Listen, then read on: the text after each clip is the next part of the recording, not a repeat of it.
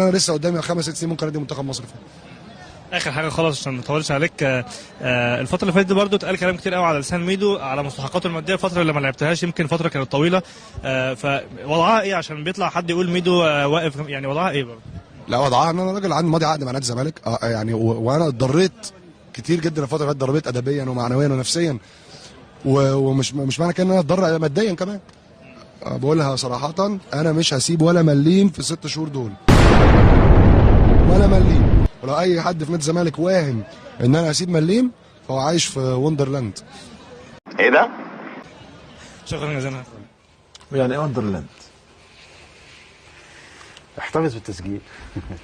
شكلك فاهم يا نصة. وندر يعني عجيبه مش كده؟ ولاند يعني بلد او ارض. ارض العجائب. ارض العجائب. ارض العجائب.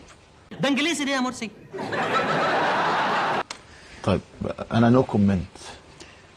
لا ده تصريح للكابتن احمد حسام. هو عايز اقول لك على حاجه، حقه نقول تصريح، والنادي حقه انه لا بس النادي ماضي معاه. لا النادي حقه ان هو يعاقب او يرد، او هم احرار مع بعض. بس عايز اقول لك على حاجه. قول يا ستموني قول. احقاقا للحق يعني. انا شايف ان هو ميدو ماليش دعوه بالمستوى الفني، على المستوى الادبي اتظلم طبعا. لما ابقى لاعب برضو لاعب وجاي لك وفي البدايه ضحيت في البداية. انت حثالة المقتنع وطفلة الحشرة حمار.